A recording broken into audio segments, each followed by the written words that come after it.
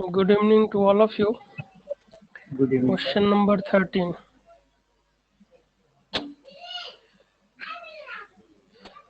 देखिए,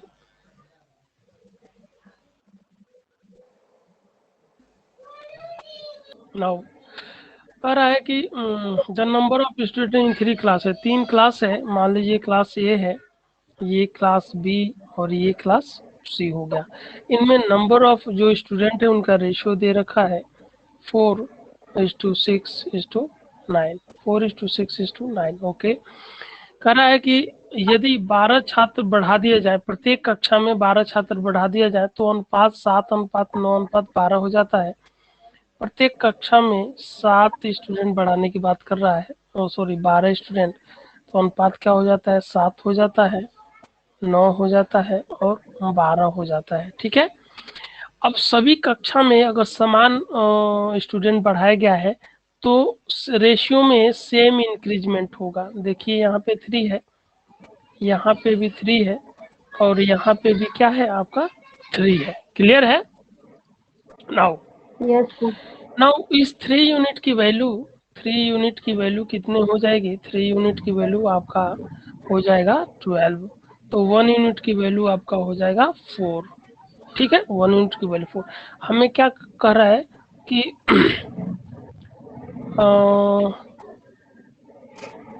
total number of student in the classes before increment, वृद्धि होने के पहले कक्षा में कितने स्टूडेंट थे, तो वृद्धि होने के पहले कक्षा में कितने स्टूडेंट थे ये बताने के लिए आपको एक काम जरूर करना पड़ेगा कि इन सबको आप जोड़ लीजिए। 6 10 9 19 हो गया और इसको आप मल्टीप्लाई कर दीजिए तो 76 आ जाएगा। यही आपका आंसर हो जाएगा। क्लियर है? ठीक है, 3 फैक्ट्री है, ए बी एंड सी है और उसमें नंबर्स का रेशियो, नंबर ऑफ वर्कर्स का रेशियो दिया हुआ है आपका 2:3:4। ओके, कह रहा है कि प्रत्येक फैक्ट्री में 12-12 श्रमिक बढ़ जाते हैं तो नंबर्स कितना हो जाता है, नंबर ऑफ वर्कर्स कितने हो जाते हैं, हो जाते हैं आपके 8:11:14। तो तीनों रेशियो को बराबर करने के चक्कर में स्टूडेंट फंस जाता है। ठीक है, तो आप मान लेते हैं, अगर ऐसे आप सपोज करें कि भाई ये क्या है 2x है, ये 3x है और ये क्या है आपका 4x है। ठीक है, और सभी में अगर 12-12 स्टूडेंट मिल रहे हैं तो 2x + 12 हो जाएगा और यहाँ पे 3x + 12 हो जाएगा और उसी का रेशियो, दो व्यक्ति का रेशियो हम एक साथ ले लेंगे तो आ जाएगा। तो यही आपका 22x हो जाएगा और इधर 132 हो जाएगा = 24x हो जाएगा और प्लस 96 हो जाएगा। तो अगर यहाँ पे 2x की वैल्यू आपकी आ जाएगी 96, 132 में से 96 आप घटाएंगे तो इधर 36 आ जाएगा और x की वैल्यू आपको मिल जाएगा 18 मिल जाएगा। तो आपको क्या बताना है, तीनों इनिशियली जो वर्कर्स की संख्या है वो क्या है, इनिशियली जो वर्कर्स की संख्या है वो है यही सम है। ठीक है, इनिशियली वर्कर की संख्या आपका कितनी है, 9x है। तो यहाँ पे क्या करेंगे, 9x है तो यहाँ पे आप 9 × 18 कर देंगे 162 आ जाएगा। ठीक है, तो टोटल वर्कर्स की संख्या कितनी हो जाएगी, 160। क्लियर है? ऐसे किया था सर मैंने। क्लियर है? Yes, sir. ना इसी क्वेश्चन को हम दूसरे तरीके से करने की कोशिश करते हैं, देखते हैं कैसे हम कर पाते हैं। नाउ जैसे रेशियो क्या दिया हुआ है, 2:3:4 दिया हुआ है और 12 इंक्रीज करने के बाद रेशियो 8:11:14 दिया हुआ है। तो आपको कुछ नहीं करना है, सभी में बढ़ा तो किसी दो को आप लेके चल सकते हैं। जैसे आप 2:3 को ले लें और 8:11 हो जा रहा है। और कैसे हो जा रहा है, सब में क्या है 12 12 ऐड हो रहा है, तो आप इसको इससे मल्टीप्लाई कीजिए, इसको इससे मल्टीप्लाई कीजिए, उसका डिफरेंस ले लीजिए। तो 11 दूना 22 और 8 तिया 24, तो 2 डिफरेंस हो जाएगा। ये 2 किसके बराबर हो जाएगा, आप इसको इससे मल्टीप्लाई कर दीजिए, इससे इसको मल्टीप्लाई कर दीजिए, तो 12/96 और 11 इंटू 12 132, तो 132 और 96 का अंतर कितना हो जाएगा 36 हो जाएगा। तो 1 यूनिट की वैल्यू आपको 18 आई, ठीक है। और यहाँ पे इनिशियल वर्कर्स की संख्या पूछ रहा है, तो इनिशियल वर्कर की संख्या टोटल कितनी है 9 है। इस 9 को आप किससे मल्टीप्लाई कर लेंगे 18 से मल्टीप्लाई कर देंगे, तो आपका आंसर 162 आ जाएगा फटाफट करने के लिए। क्लियर है? जी सर। जी सर क्लियर है। Okay, now next question, income and expenditure. ठीक है, इनकम आपको पता है कि इनकम इज इक्वल टू क्या होता है एक्सपेंडिचर और प्लस सेविंग होता है, या एक्सपेंडिचर इज इक्वल टू क्या होता है इनकम माइनस सेविंग होता है, या सेविंग इज इक्वल टू क्या होगा इनकम माइनस एक्सपेंडिचर होगा। ठीक है, नाउ इसी चीज को हम अप्लाई करेंगे इन क्वेश्चन को सॉल्व करने में।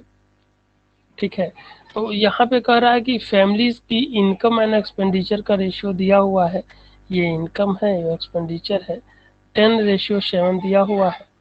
ठीक है, कह रहा है कि if the expenditure of the family is 1050 rupees, expenditure total दिया हुआ है फैमिली का 150 रुपीज, तो 1050 रुपीज।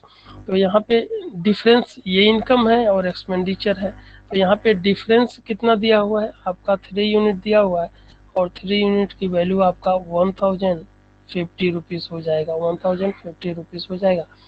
तो 1 यूनिट की वैल्यू आपका आ जाएगा 350 रुपीज। ठीक है, अब हमें क्या बनाना है सेविंग बताना है कि भाई बचत कितना हो। Sorry, I am deeply sorry, deeply sorry, यहाँ पे इनकम और एक्सपेंडिचर दिया हुआ है 10:7 दिया हुआ है, ये एक्सपेंडिचर दिया हुआ है ना और सेविंग पूछा जा रहा है। तो एक्सपेंडिचर की जो वैल्यू है, एक्सपेंडिचर की वैल्यू है वो 1050 दिया हुआ है, और ये आपका 3 यूनिट है, ये क्या हो जाएगा आपका सेविंग हो जाएगा, क्योंकि आपको पता है कि सेविंग क्या होता है इनकम से एक्सपेंडिचर को माइनस करेंगे तो सेविंग आएगा। तो ये 3 यूनिट जो डिफरेंस है वही सेविंग हो जाएगी। 7 यूनिट की वैल्यू आपका 1050 रुपीज़ है, तो 1 यूनिट की वैल्यू आपका आ जाएगा 150 रुपीज़ हो जाएगा। ठीक है, तो 1 यूनिट की वैल्यू अगर 150 है तो 3 यूनिट की वैल्यू कितना हो जाएगा 15 तिया 45, 450 रुपये हो जाएगा, जो कि यही आपका आंसर हो जाएगा। क्लियर है? Yes. जी सर।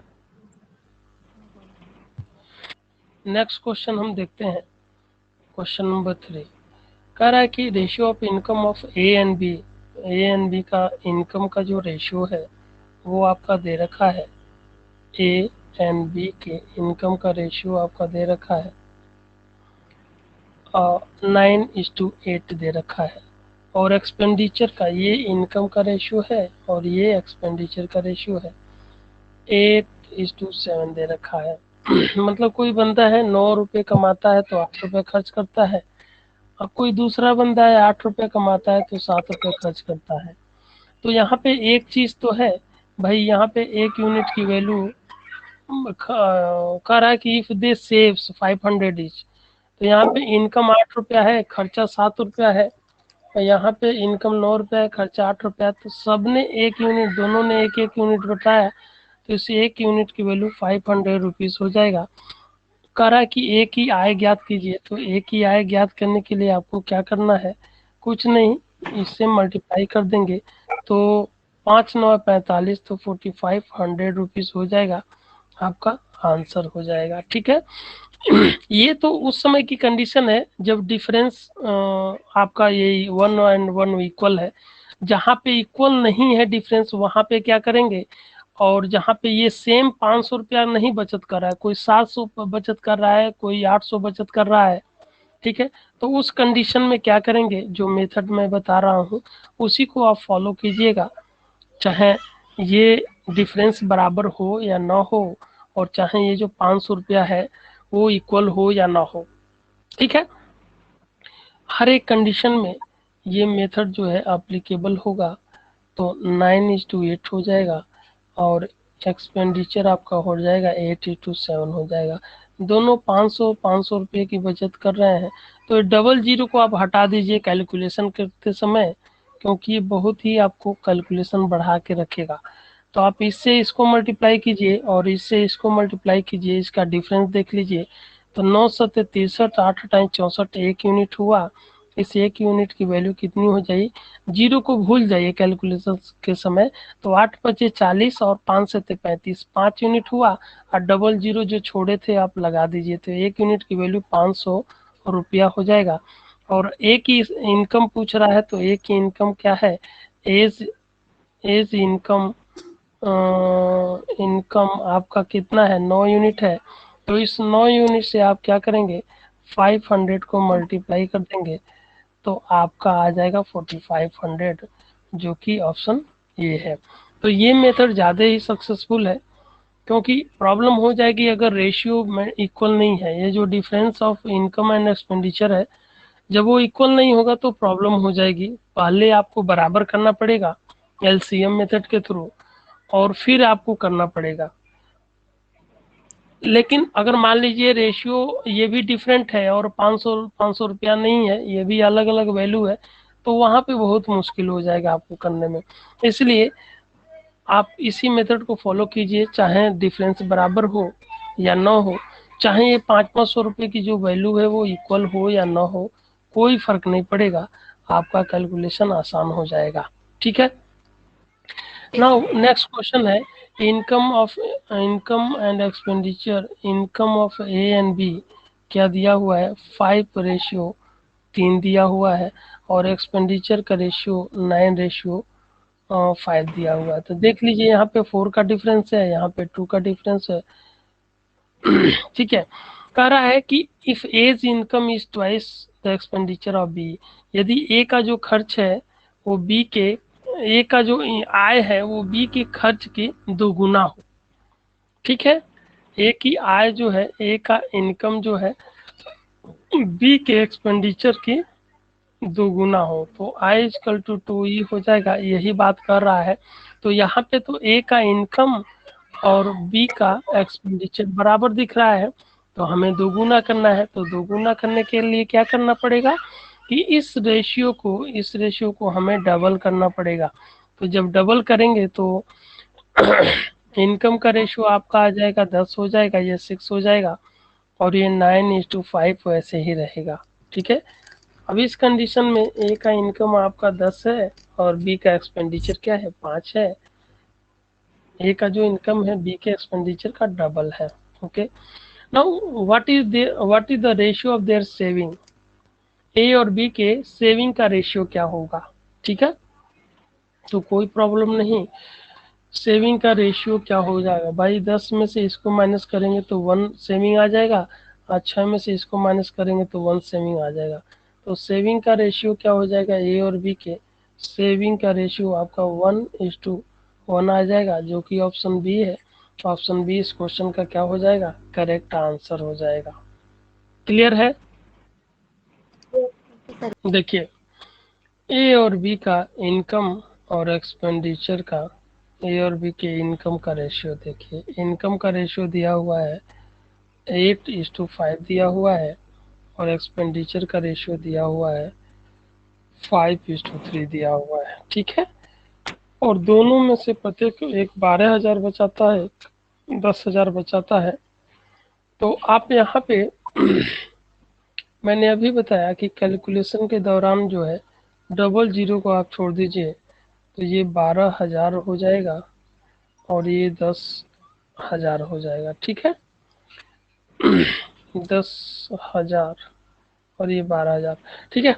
तो ये 10 और 12 में 3 जीरो है ना, उसको आप छोड़ दीजिएगा कैलकुलेशन में, ताकि आपका कैलकुलेशन आसान हो जाए। अब क्या करेंगे, आप इसको इससे मल्टीप्लाई कीजिए और इसको इससे मल्टीप्लाई कीजिए। 8 या 24, 5 5 25 एक वैल्यू आ रहा है, और इससे इसको मल्टीप्लाई कीजिए केवल 10 को, तो ये 50 हो जाएगा, और 12 36 हो जाएगा। तो 50 में से 36 जाएगा तो 14 हो जाएगा, और 000 आप लगा लीजिए। ठीक है, तो 1 यूनिट की वैल्यू 14,000 हो गई। आपको क्या बताना है, डिफरेंस बताना है ए और बी के इनकम का। तो डिफरेंस आपका 3 यूनिट है, तो उस 3 यूनिट से आप क्या करेंगे, आप मल्टीप्लाई कर देंगे, आपका आंसर आ जाएगा। इसको 3 से मल्टीप्लाई करेंगे तो 42,000 आपका आंसर आ जाएगा। क्लियर है? जी सर। Yes sir. सर ये 14,000 कैसे आया सर?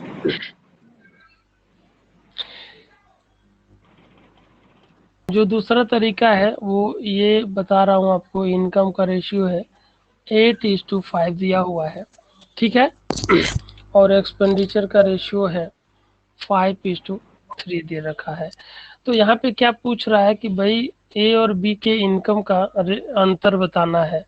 तो यहाँ पे आप देख पा रहे होंगे कि ए और बी के इनकम का अंतर कितना है, 3 यूनिट है, ठीक है, और जो भी वैल्यू इनकम होगा वो 3 के मल्टीपल में होगा, ठीक है, 3 के मल्टीपल में होगा, ठीक है।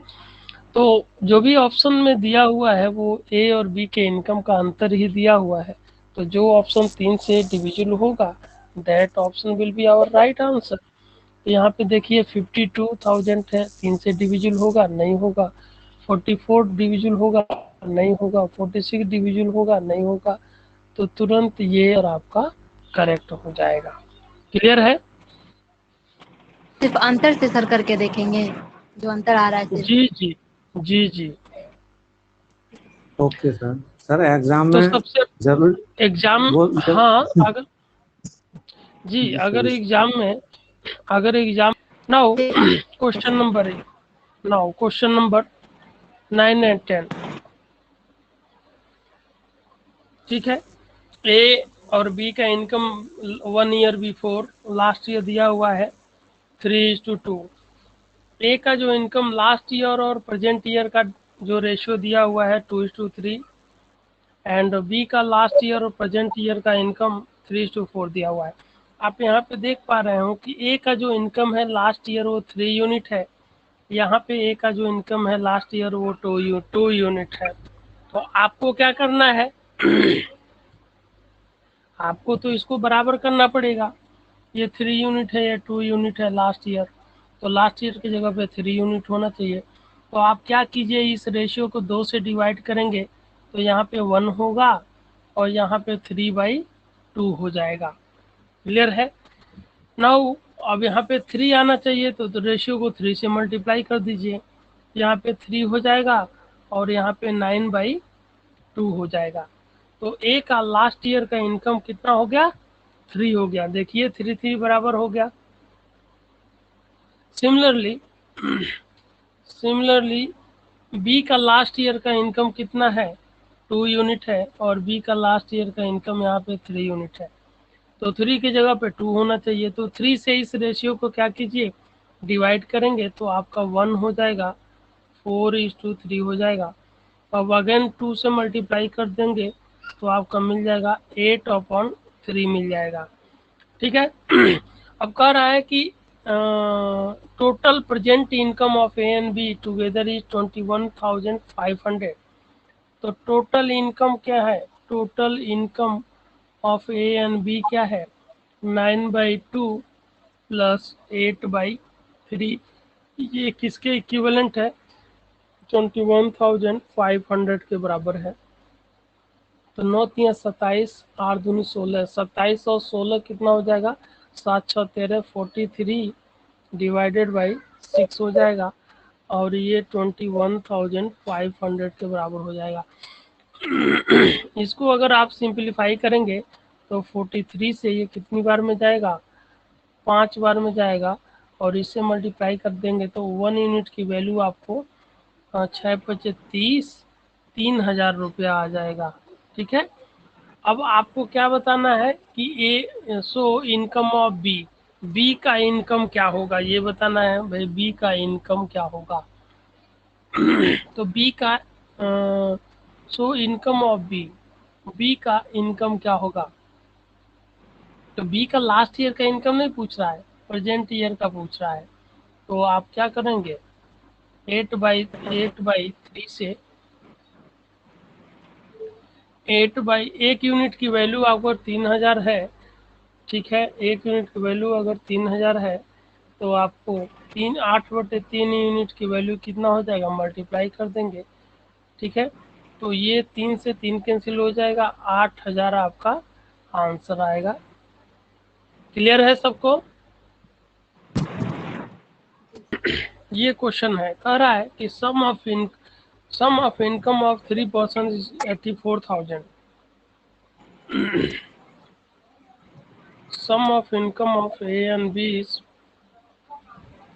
84,000। ओके, ये 84,000 नहीं है, ये आपका 54,000 है, ठीक है, 54,000। Okay, they spend 80%, 85% and 75% of their income, ठीक है। If their savings are in ratio, saving का रेशियो क्या है, सेविंग का रेशियो आपका दिया हुआ है 8, 9 और 20 दे रखा है, 8, 9 एंड 20 दे रखा है, और ये 54,000 टोटल इनकम इनका है, ठीक है। व्हाट इज इनकम ऑफ ए, अब खर्च करता है 80% ऑफ हिज इनकम। ए अगर पर्सन है, ठीक है, मान लेते हैं 3 पर्सन है, हाँ, ए अगर एक पर्सन है, तो ए जो है अपने इनकम का 80% अगर खर्च करता है, तो बचत कितना करेगा, तो बचत करेगा आपका 20%। 20% उसकी सेविंग होगी, और इस 20% की वैल्यू कितना दे रखा है, 8 दे रखा है। तो अगर 20% की वैल्यू 8 है, तो 100% की वैल्यू क्या होगा, 100% की वैल्यू क्या होगा, आपको इससे 5 गुना है। 20% की वैल्यू अगर 8 है, तो 100% की वैल्यू कितना है, 5 गुना है। 20% का 5 गुना 100% है, तो ये भी 5 गुना हो जाएगा, आपका 40 हो जाएगा, ठीक है। अगर बी जो है अपने इनकम का 85% खर्च करता है, तो सेविंग कितना करेगा, आपका 15% क्या करेगा, सेविंग करेगा। तो 15% की वैल्यू आपका 9 दे रखा है, तो 5% की वैल्यू कितना हो जाएगा, आपका 3 हो जाएगा। तो इस 20। कंडीशन में 100% की वैल्यू क्या हो जाएगी, 100% की वैल्यू क्या हो जाएगी, 20 गुना है 5% का, 100% 20 गुना है, तो ये भी 20 गुना हो जाएगा, तो ये आपकी वैल्यू आ जाएगी 60 आ जाएगी। ओके, नाउ सी जो है अपने टोटल एक्सपेंडिचर का 75% खर्च करता है, तो सेविंग कितना करेगा, 25% करेगा। और ये जो 25% की जो वैल्यू है, 25% वो किसके बराबर है, 25% आपका 20 के बराबर है।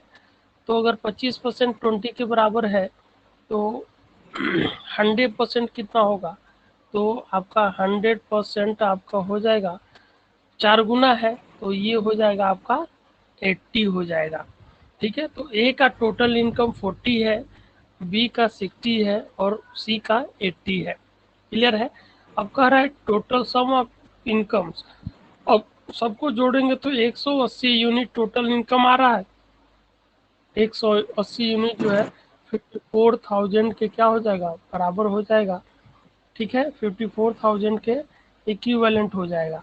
तो 10 यूनिट की वैल्यू कितनी हो जाएगी, हमें क्या बताना है, इनकम ऑफ ए बताना है, ठीक है। 10 यूनिट की वैल्यू आपका हो जाएगी 3,000 रुपीज हो जाएगा। हमें ए का इनकम बताना है, मतलब 40 यूनिट की वैल्यू बताना है, तो 40 यूनिट की वैल्यू आपका हो जाएगा, 4 से मल्टीप्लाई कर देंगे, 12,000 रुपीज हो जाएगा, जो कि यही इस क्वेश्चन का क्या हो जाएगा, आंसर हो जाएगा। क्लियर है सबको। जी सर। ये होमवर्क है क्या, नहीं सर, 14 ऊपर है। वो थोड़ा बड़ा कर दिए थे ना तो नंबर नहीं दिख रहा था। ठीक है। ओके ठीक है, छोटा कर दे रहे हैं, अब तो दिखेगा ना। हम अपना बड़ा कर दिए थे, आप बहुत छोटा लिख रखे थे। अच्छा जी ठीक है। नाउ नेक्स्ट यस क्वेश्चन है।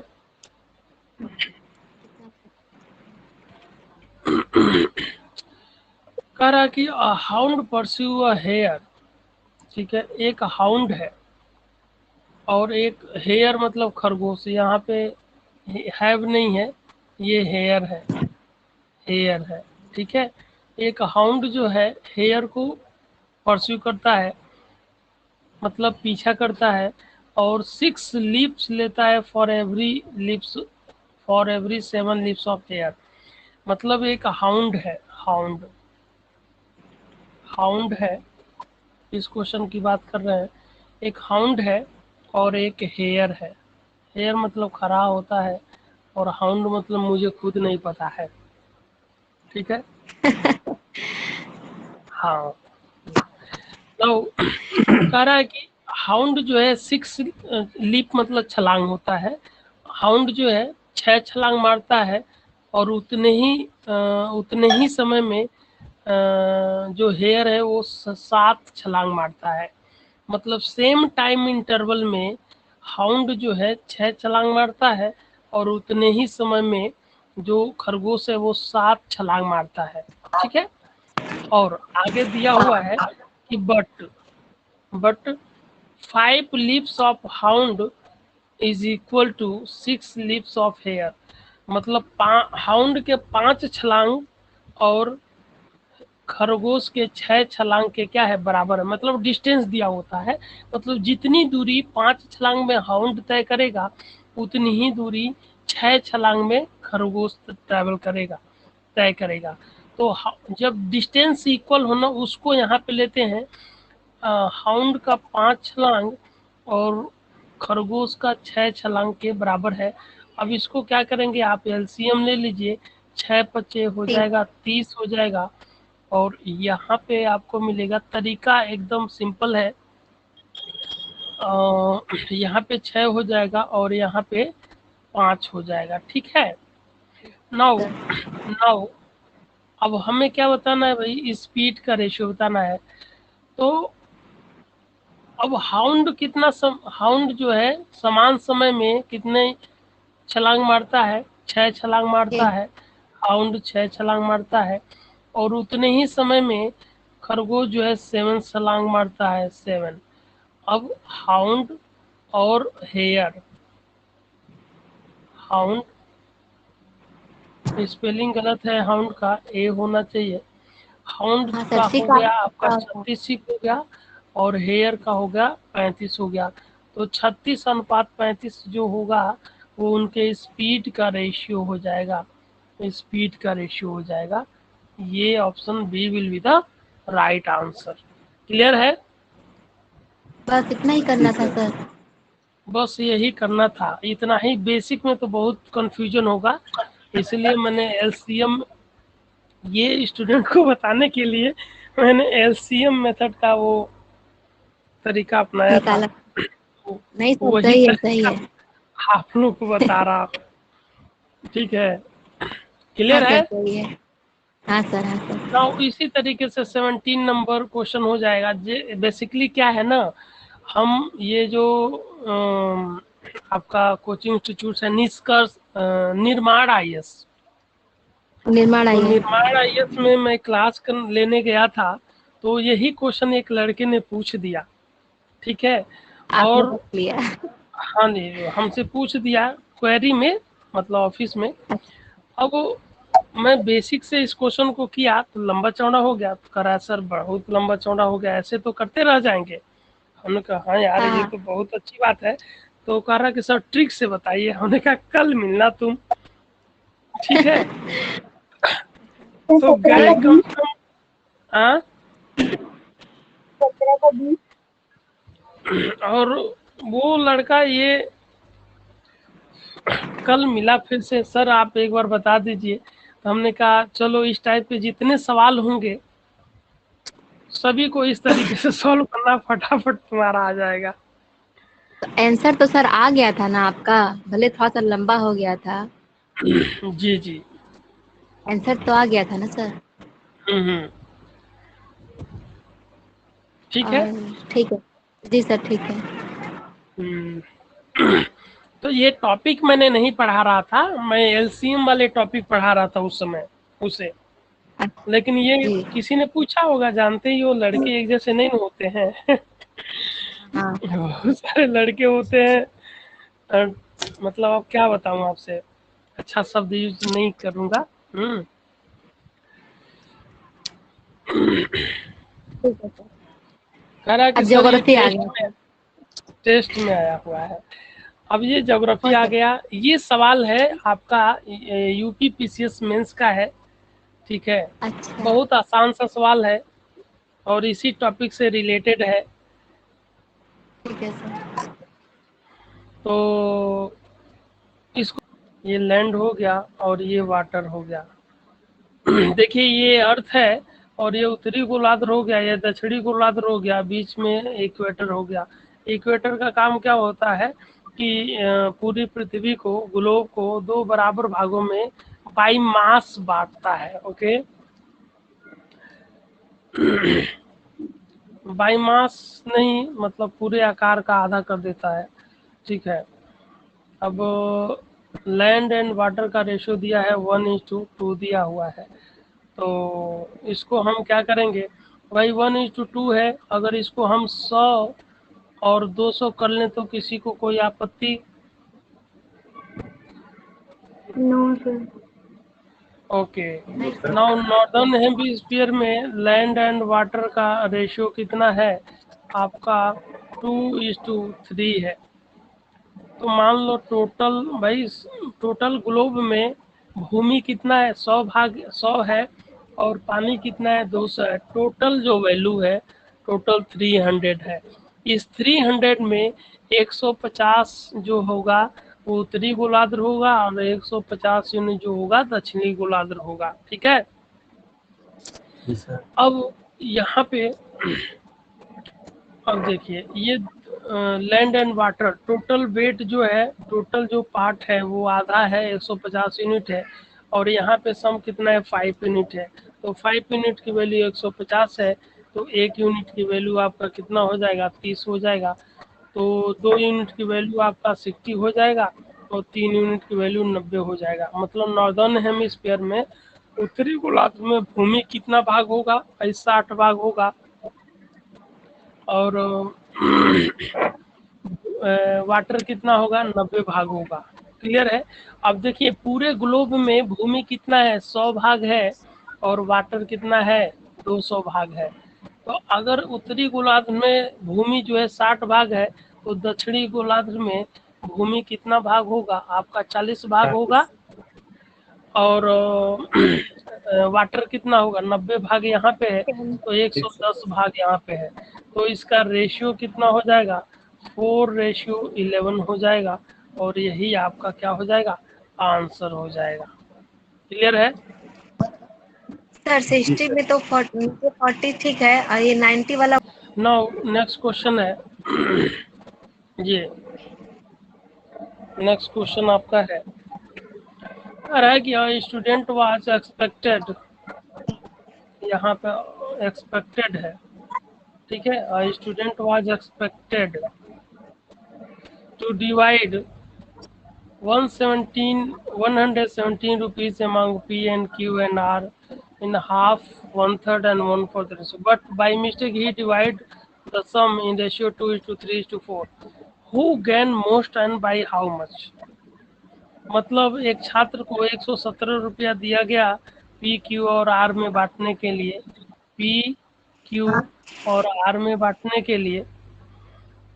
तो उनके बीच में अनुपात किस अनुपात में बांटना था भाई? 1/2, 1/3 एंड 1/4 के रेशियो में बांटना था। लेकिन बाय मिस्टेक वो किस अनुपात में बांटा? पी क्यू आर में किस अनुपात में बांटा? 2:3:4 के अनुपात में बांट दिया। तो बताना है कि भाई किसको ज्यादा मिल गया। तो आपको रेशियो पता है कि कैसे हम करते हैं। तो इन सब का एलसीएम ले लेंगे तो कितना हो जाएगा आपका 12 एलसीएम हो जाएगा। 12 से रेशियो को मल्टीप्लाई करेंगे तो ये 6 हो जाएगा और ये 4 हो जाएगा और ये हो जाएगा 3 हो जाएगा। तो किस अनुपात में बांटना चाहिए था 6, 4 और 3 के रेशियो में, उसने बांट दिया 2, 3 एंड 4 के रेशियो में। ओके, तो नाउ तो यहाँ पे टोटल वैल्यू कितना हो गया, टोटल वैल्यू 6 6 10 13 हो गया। इस 13 यूनिट की वैल्यू कितना है 117।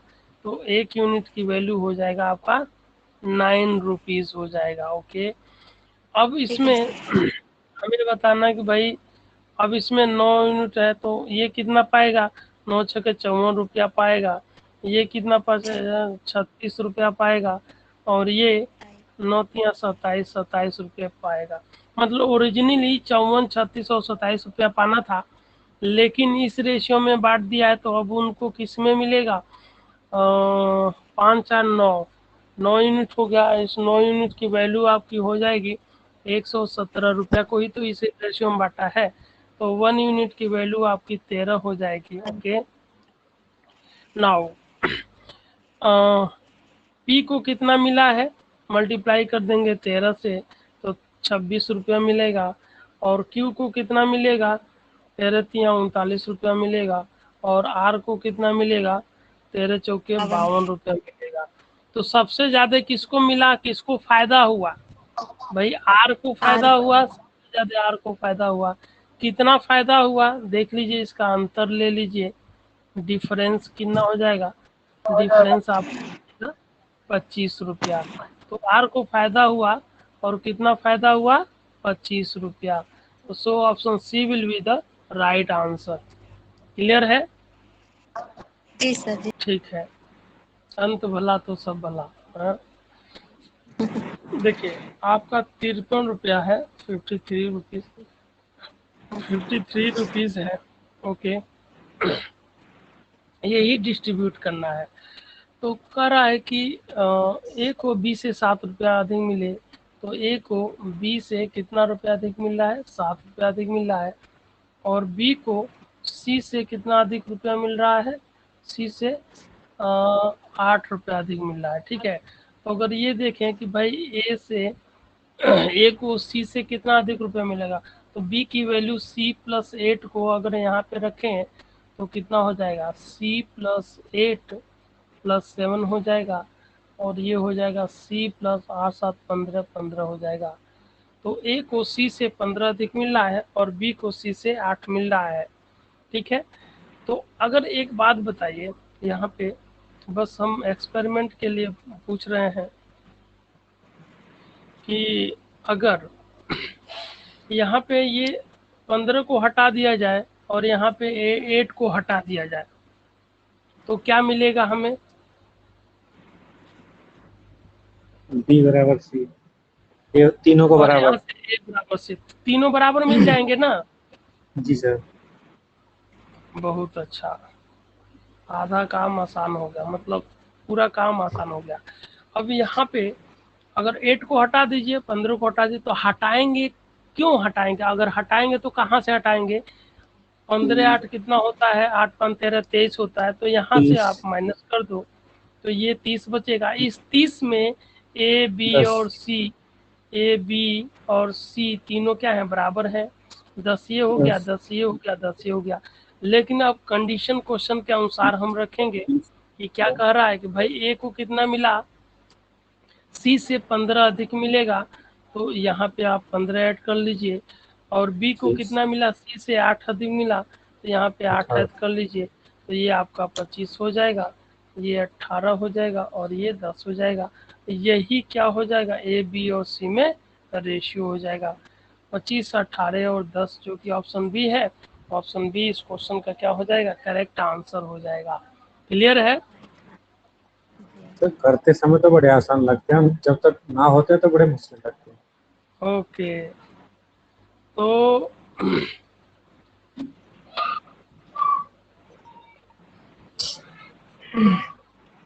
क्या लिख रहे हैं सर? देख लीजिए क्या लिखे हैं।